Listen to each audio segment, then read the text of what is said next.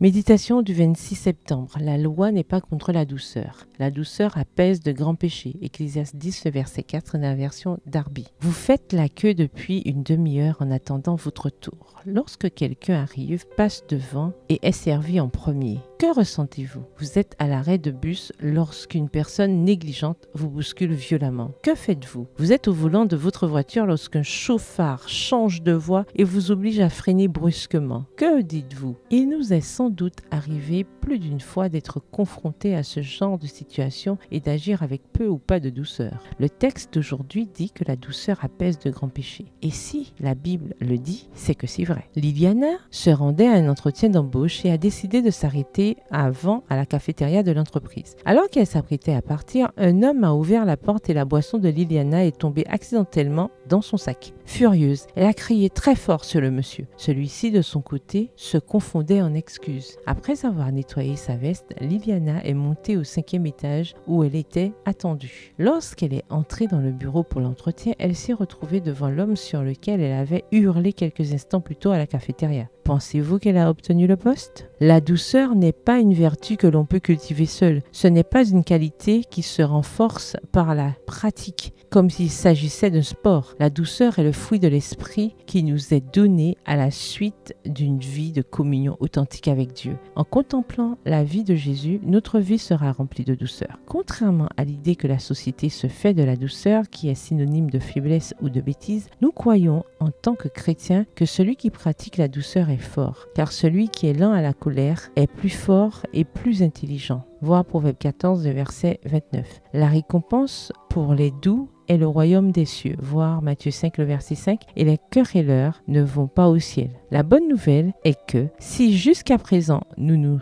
sommes mis en colère face à ce que nous considérons comme des injustices et des provocations, c'est aujourd'hui un grand jour pour revoir l'histoire de Jésus et apprendre de lui. L'Esprit sera prêt à transformer nos cœurs de pierre en pure douceur. Si vous l'avez déjà, ne la perdez pas. C'est votre ticket pour le royaume des cieux. PS, heureuse de recevoir la douceur. Bonne journée, que l'Éternel vous bénisse.